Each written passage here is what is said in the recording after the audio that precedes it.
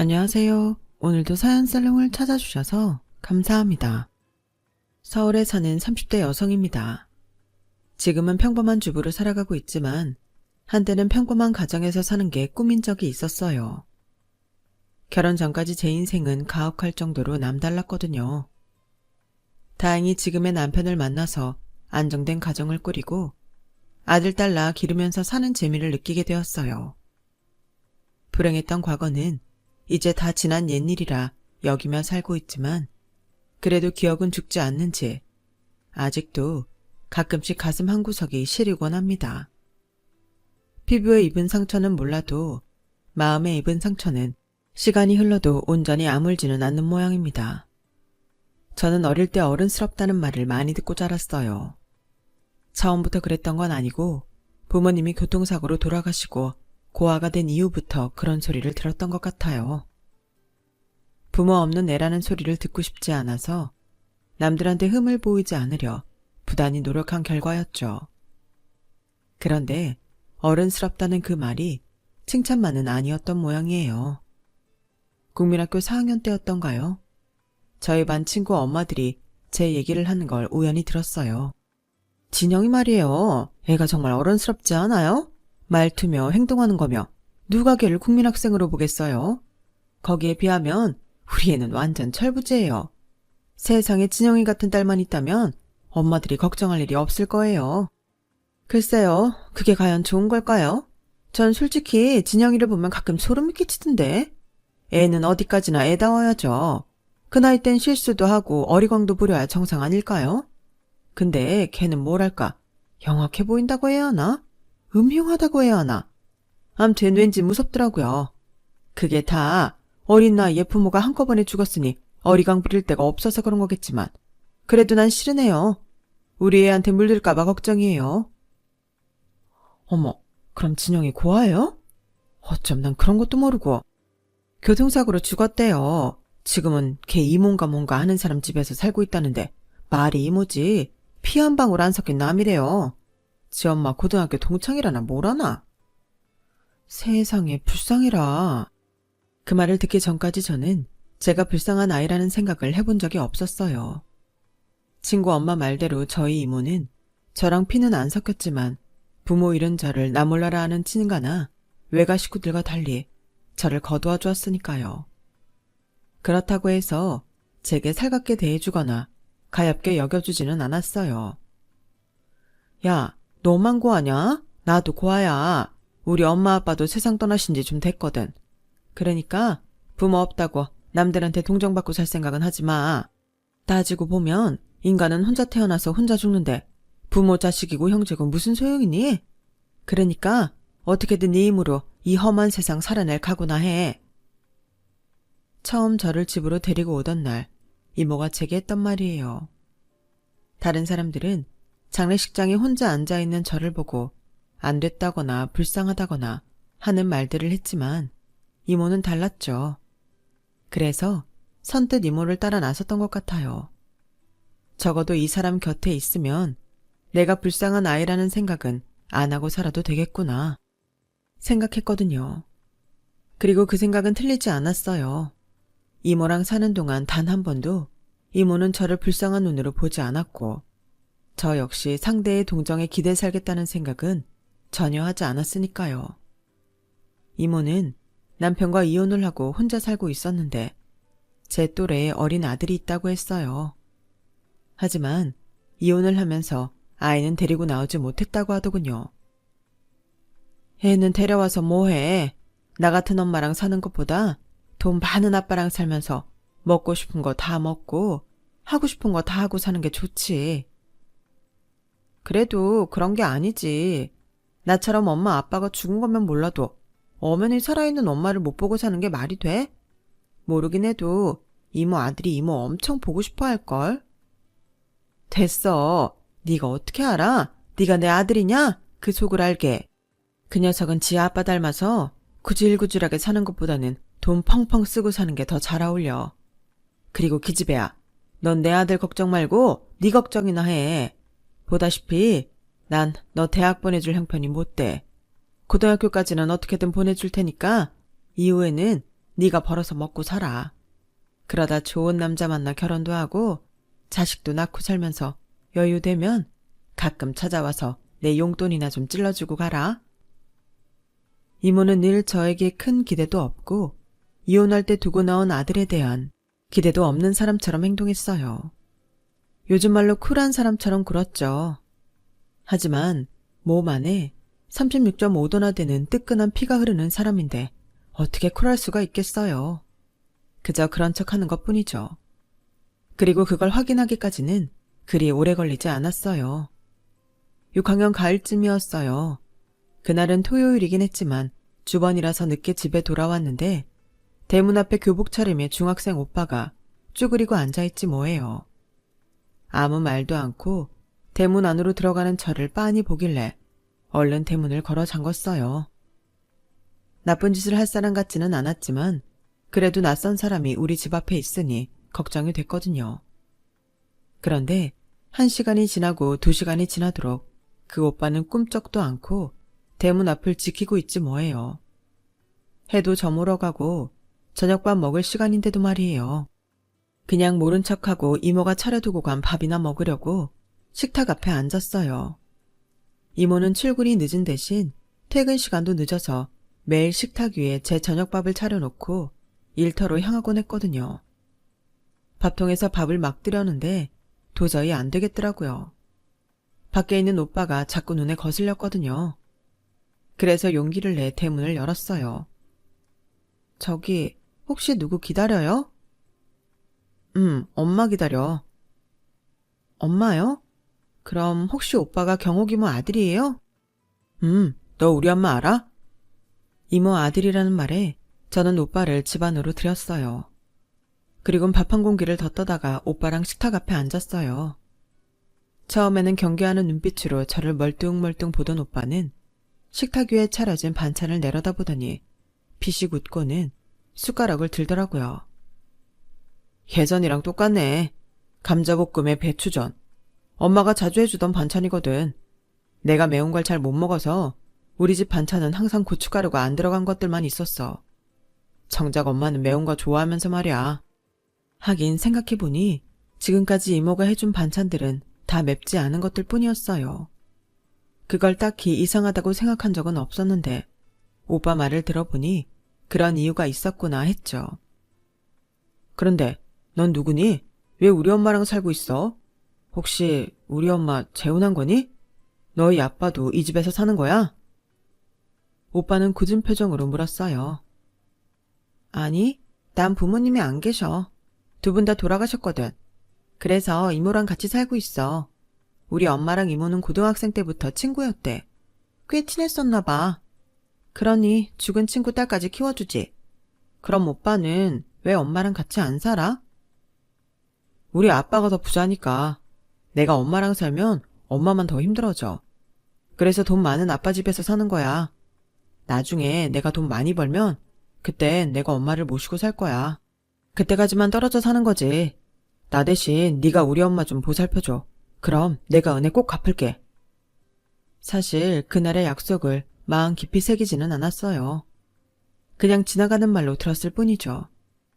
밤 10시가 넘어서 퇴근한 이모는 오빠를 보고 깜짝 놀랐어요. 총민아, 네가 왜 여기 있어? 아빠한테는 말하고 온 거야? 엄마. 우리 캐나다로 이민 가. 그래서 그 전에 엄마한테 인사하러 온 거야. 어차피 떨어져 사는 건 마찬가지니까 너무 걱정하지 마, 엄마. 나 오늘 여기서 자고 가도 되지? 그렇게 뜬금없이 찾아왔던 오빠는 그날 우리 집에서 하룻밤을 자고 다음날 돌아갔어요. 오빠를 택시에 태워 보내고 온 이모는 하루 종일 어리 빠진 사람처럼 멍하게 있었어요. 이혼한 남편이 재혼을 했다는 소식을 들었을 때도 멀쩡했던 이모였지만 아들과 영영 이별을 하게 될지도 모르는 상황 앞에선 어쩔 수 없었나 봐요. 그렇게 이모와 저는 가족들과 헤어진 채 서로를 의지하며 살았어요. 이모는 대학 등록금은 저보고 알아서 하라고 했던 말과는 달리 대학에 합격하자마자 등록금을 내주셨어요. 그리곤 통장도 하나 내어주셨죠. 네 엄마 아빠 앞으로 나온 보험금이야. 집이랑 나머지 재산은 니네 친가 식구들이 다 가져가서 남은 게 얼마 없었어. 그나마 얼마 받아낸 돈으로 너 이빨 교정하고 학원비 내고 나니까 흐지부지 다 써버렸어. 남은 건 이 통장에 든 보험금 뿐이야. 다행히 수익자가 너로 지정된 덕분에 네 친척들도 여기엔 손 못 댔어. 이걸로 나머지 학기 등록금도 하고 남으면 너 시집갈 때 보태서 써. 나도 사람이라서 힘들 때마다 이 돈을 건드리고 싶은 마음이 생기곤 하더라. 그래도 그 유혹 꾹 참고 네 손에 넘겨줄 수 있어서 다행이야. 아, 이제야 홀가분하네. 이모는 세상 짐 다 벗어던진 사람처럼 환하게 웃었어요. 사실 저는 이 돈을 이모가 다 썼다고 해도 상관없었어요. 그동안 먹여주고 입혀주고 엄마 노릇까지 다 해줬으니까요. 친척들도 돈만 빼먹고 모른 척하기 바쁜 와중에 남의 자식을 데려다 키우는 게 쉬운 일인가요? 누구 하나 양육비를 보태주는 사람도 없었는데요. 나중에서야 이모가 그러시는데 장례식장에 혼자 앉아있는 저를 보니까 집에 두고 나온 아들 생각이 나서 발길이 떨어지지 않더래요. 그래서 친구 사망보험금이 탐나서 친구 딸 데려다 키운다는 욕을 들으면서도 저를 품고 산 거였죠. 이모의 이런 헌신 덕분에 저는 제 인생 최대의 위기를 이겨낼 수 있었어요. 대학에 들어가고도 취직도 하기까지 이모가 없었더라면 전부 불가능했을 테니까요. 제가 대학을 졸업하고 취업을 할 때까지도 이모는 반찬 가게 일을 계속하셨어요. 이모, 차라리 보험금 남은 거에다 대출 좀 받아서 반찬 가게를 차리면 어떨까? 이모는 아이도 있는데 언제까지 남의 집 일만 하고 살 순 없잖아. 됐어. 그걸 왜 내가 써? 그럼 내가 니네 친척들이랑 다를 게 뭐 있냐? 네 부모 목숨값이야. 함부로 남의 손에 쥐어줄 생각 하지 마. 그리고 넌 부모도 없는데 결혼할 때 돈이라도 손에 쥐고 있어야 덜 무시당할 거 아냐. 내 앞날은 내가 알아서 꾸릴 테니까 넌 네 걱정이나 해. 몸에 온전한 구석이 없으니까 걱정돼서 그러지. 류마티스 때문에 젓가락질도 잘 못하잖아. 허리도 디스크 때문에 뼈주사를 달고 살고. 지금까지 남의 자식 키워줬으면 그 정도 보답은 받아도 되는 거 아니야? 이모, 그러지 말고 보험금으로 가게 차려. 직원도 두고 일 좀 줄이라고. 이모마저 없으면 나 결혼할 때 혼주석에 앉아줄 사람도 없어. 아우, 걱정을 마라. 너 결혼식 때 혼자 안 들여보내. 네 엄마 대신 혼주석에 꼭 앉을 테니까 그런 걱정일랑 하지를 마세요. 내가 다른 건 몰라도 그 약속은 꼭 지키마. 이날 이때까지 제대로 쉬어보지도 못하고 일만 하고 사는 이모가 안쓰러워서 했던 말인데 이모는 단칼에 거절을 했어요. 그러던 어느 날이었어요. 업무 시간 중에 이모가 일하는 반찬가게 사장님이 전화를 하셨더라고요. 진영아, 어쩌니? 네 이모 다쳐서 병원에 실려갔어. 수술 받아야 할지도 모른다는데 수술 동의서도 작성해야 하고 아무래도 네가 좀 와야겠다. 도대체 어디를 얼마나 다쳤길래 수술까지 받아야 한대요? 사장님, 제가 바로 갈 테니까 그때까지만 이모 옆에 좀 있어주세요. 저는 전화를 끊고 바로 병원으로 달려갔어요. 병원까지 가는 택시 안에서 이모가 잘못되면 어쩌나 얼마나 걱정을 했던지 심장 뛰는 소리가 밖에까지 들리는 것 같더라고요. 병원에 도착해 담당 의사한테 물어보니 다리를 삐끗하면서 아킬레스건이 파열됐는데 정도가 심해서 수술이 불가피하다고 했어요. 다행히 생명에는 지장이 없다는 말을 듣고서야 놀란 심장이 가라앉았죠. 그런 상황에도 이모는 한사코 수술을 안 하겠다고 버티는 거예요. 한동안 쉬면 나을 거라나요? 이모, 말도 안 되는 소리 좀 하지 마. 이모가 의사야? 누구 마음대로 수술을 안 한대. 수술 안 하고 버티다가 다리라도 절개되면 누가 제일 힘들어지는지는 알아? 바로 나야. 그러니까 잔말 말고 수술 받아. 어거지로 이모 고집을 누르고 수술 동의서에 사인을 하자 이모도 더는 말을 않더라고요. 그런데 입원 수속을 밟으면서도 또 한 번 큰 소리가 나게 되었어요. 다인실이 없어서 2인실이나 1인실의 병원을 해야 한다고요? 아, 난 그럼 입원 안 할래요. 병실비만 해도 그게 얼마야. 그럼 2인실로 할게요. 이모, 요즘은 2인실도 실비보험 적용되니까 안 비싸. 그러니까 병원비 아까워서 입원 안 하겠다는 소리 하지 마. 보험 적용 안 되면 내가 그 돈 낼게. 이모 병원비인데 내가 그 돈 아까워하겠어? 이모, 나한테는 이모 하나뿐이야. 이모한테는 뭘 해줘도 안 아깝다고. 그러니까 아플 때만이라도 제발 돈 걱정 좀 하지 마. 나 그 정도는 벌어. 기집애야, 누가 너 돈 못 번다고 그래? 아침부터 밤까지 고생해서 번 돈 그렇게 날리는 게 아까워 그러지? 참 이상하죠. 왜 부모들은 자식들한테는 돈을 안 아끼면서 자기한테 들어가는 돈은 그렇게 아까워하는 건지. 비록 이모가 제 친부모는 아니지만 이럴 때 보면 딱 우리네 엄마들 같다니까요. 무사히 수술을 마친 이모는 한동안 거동을 할 수가 없어서 옆에서 간병할 사람이 필요했어요. 그래서 저는 회사에 휴가 신청을 하고 이모 옆에서 간병을 하게 되었어요. 이모 병실에는 이모와 비슷한 연배의 아주머니가 입원해 계셨는데 그분은 허리 수술을 받은 상태라서 큰아들이 간병을 하고 있더라고요. 들어보니 8년 전 남편과 사별하셨다더군요. 자식은 아들이 둘인데 간병을 하고 있는 큰아들은 아직 미혼이고 둘째 아들은 결혼을 했다고 했어요. 그런데 어찌된 일인지 제가 병원에 있는 동안 둘째 아들 내외는 한 번도 찾아온 적이 없더라고요.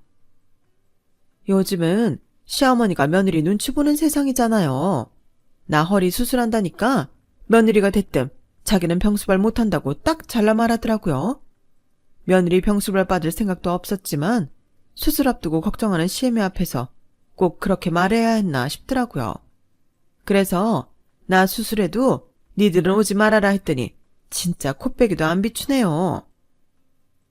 너무했다. 그래도 문병원 와야죠. 작은 며느리의 친정에 비해 우리 집이 좀 많이 기울거든요.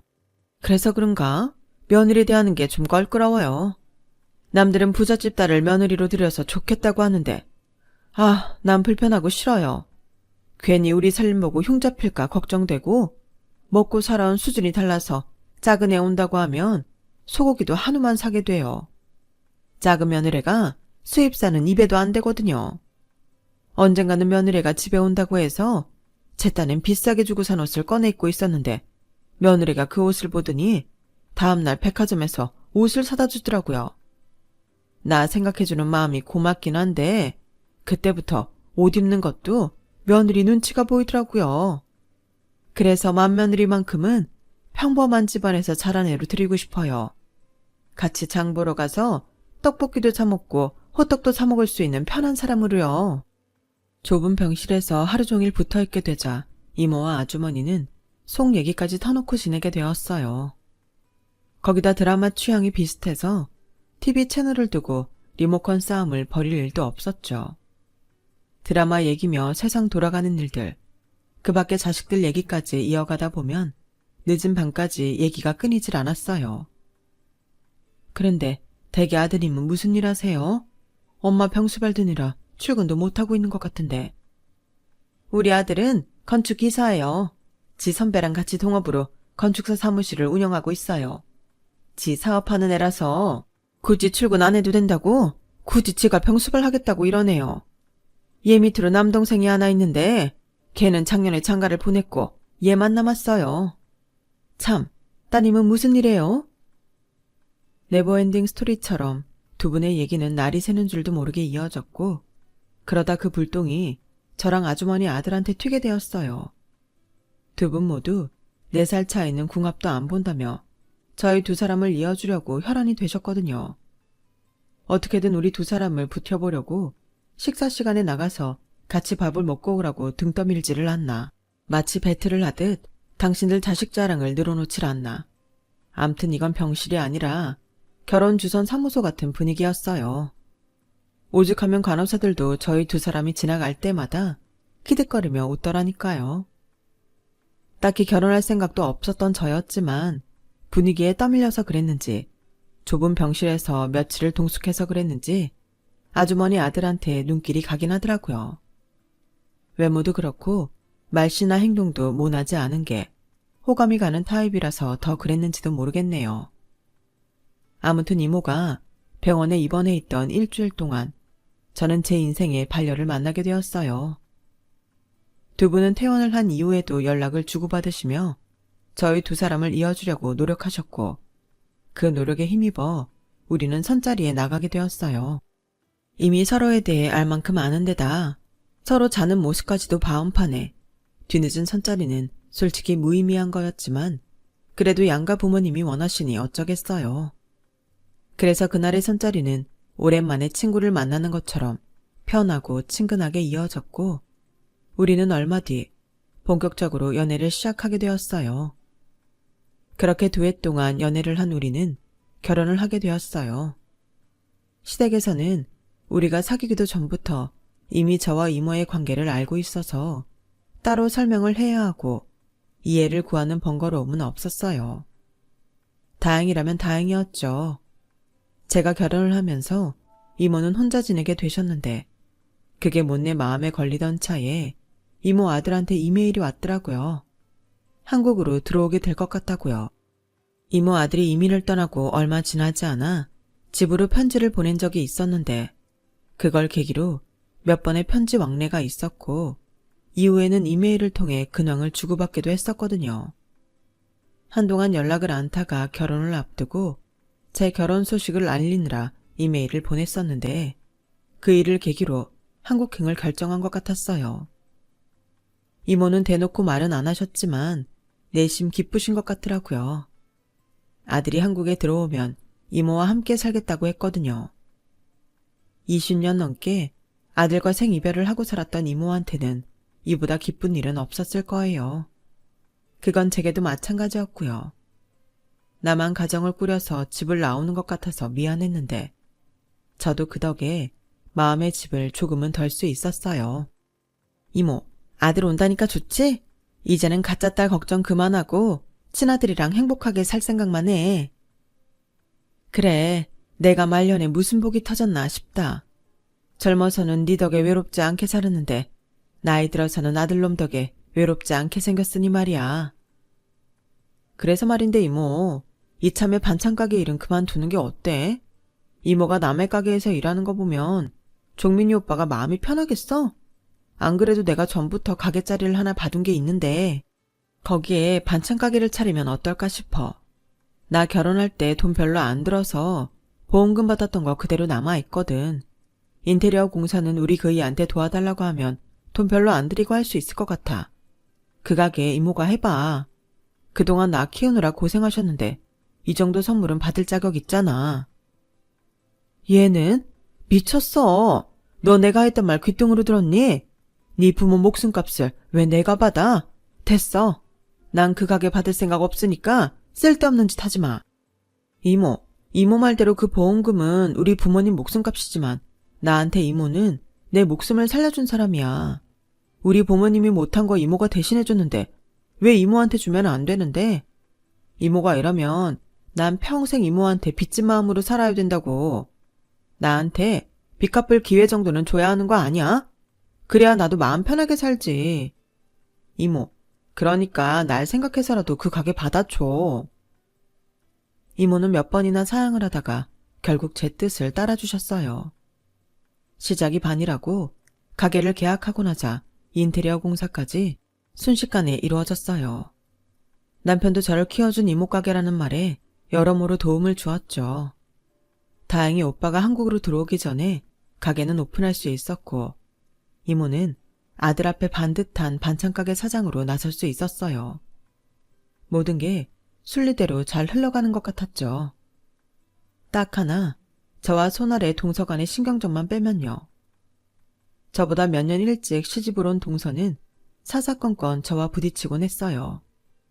시어머니와 저희 이모가 사돈관계를 떠나 친구처럼 친하게 지내는 게 못마땅했나 봐요.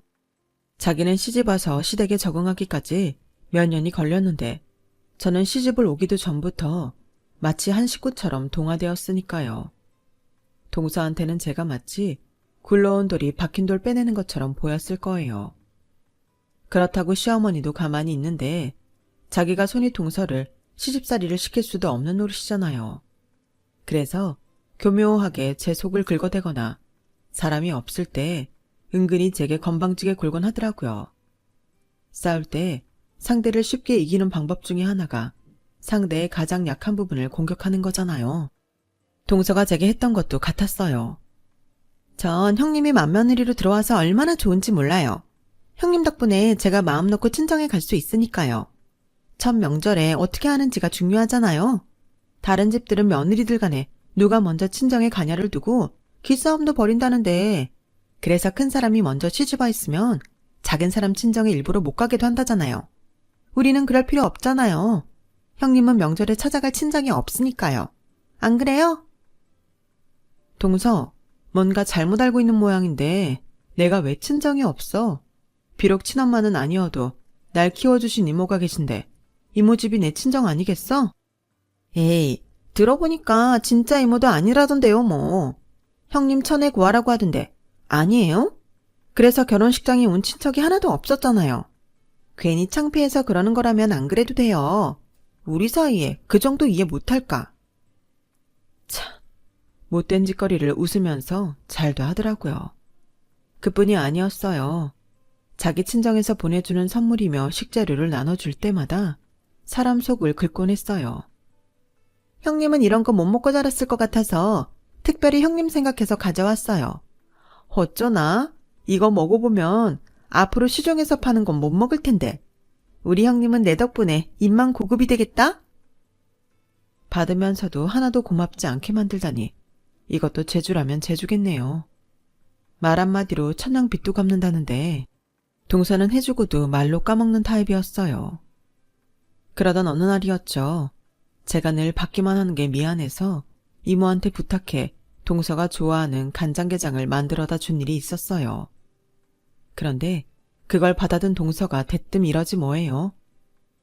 형님도 참, 뭐하러 그런 걸 가져왔어요? 난 아무거나 안 먹는데? 고맙다는 말 대신 귀찮다는 식으로 투덜거리던 동서는 제가 드는 앞에서 파출 도우미를 부르더니 간장게장이 담긴 통을 툭 던지곤 이러는 거예요. 아줌마, 이거 이따 갈 때 가져가요. 난 아무거나 안 먹는데. 형님이 이런 걸 가져왔네? 몸에 걸치는 것도 아니고 먹는 건데 먹고 탈라면 어떡해? 동서, 그 말은 좀 서운하네.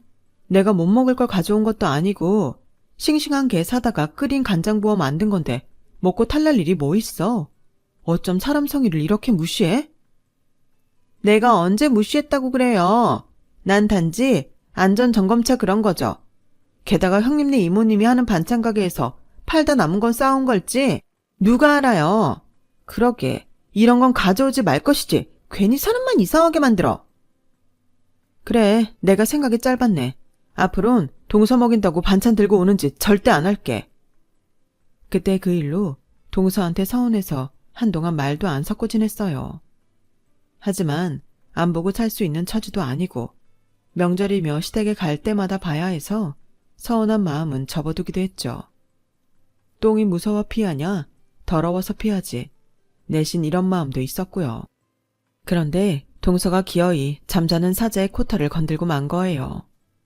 그날은 이모 생신이라서 이모를 모시고 별스타에서 핫하다는 프렌치 레스토랑에 갔어요. 몇 주 전부터 예약해야 갈 수 있는 그곳에 간 이유는 바로 이모 아들이 하는 곳이기 때문이었죠. 캐나다로 이민 간 이후 대학을 졸업하고 셰프가 되기 위해 프랑스로 유학을 갔던 오빠는 유명한 요리학교를 졸업했어요.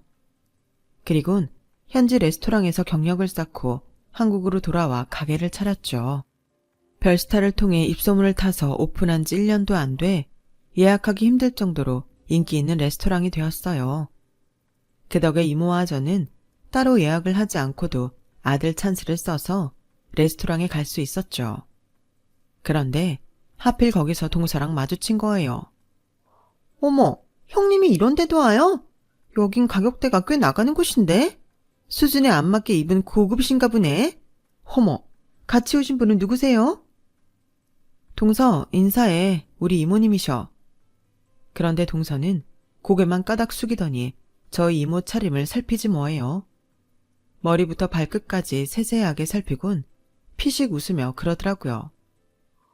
어머, 이모님은 이런 데보다는 순댓국집이 더 잘 어울리실 것 같은데? 우리 형님이 괜한 돈 쓰는 거 아닌가 몰라?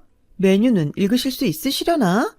형님, 유명하다는 곳이라고 무작정 남들 따라다니면 안 돼요. 각자의 수준이 있는 건데. 뭐 기왕 온 거 경험이나 하고 가세요. 그러면서 슬쩍 지나가는 말처럼 그러더라고요.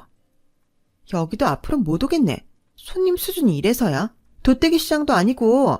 참, 손님도 가려가며 받아야지. 이게 뭐야?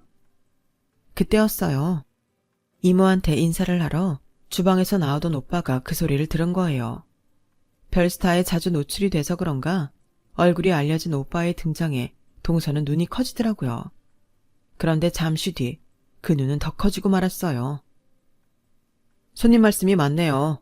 제가 수준 봐가며 손님을 잘 받았어야 했는데 그러질 못해서 귀한 분께 신뢰를 끼쳤습니다. 죄송해요, 어머니. 앞으로 이런 천박한 사고방식을 가진 사람은 손님으로 안 받을게요. 돈 좀 있다고 자기가 대단한 사람인 줄 착각하는 사람처럼 천박한 사람이 또 어딨겠어요? 그런 의미에서 손님, 죄송하지만 내 가게에서 나가주시죠. 그리고 앞으로도 내 가게에는 오지 않았으면 좋겠습니다. 당신 같은 손님한테는 내 음식을 팔고 싶지 않거든요. 어머? 지금 이 사람이 뭐라는 거야? 장사 좀 된다고 말 함부로 하네? 그리고 뭐? 천박? 내가 어딜 봐서 천박해? 천박한 건 내 앞에 서 있는 이 두 사람이지. 고급 레스토랑에 올 때 드레스 코드도 못 맞추는 수준 미달들 말이야. 글쎄요, 그 수준 미달은 오히려 그쪽이 아닐까 하는데요.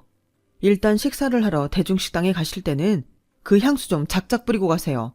아주 머리가 다 지끈거릴 지경이에요. 그 정도 예의도 모르시는 분이 누구한테 드레스 코드 지적을 하는 건지 모르겠네요. 아무쪼록 다른 손님들 식사하는데 방해되게 냄새 피우지 마시고 나가주시죠.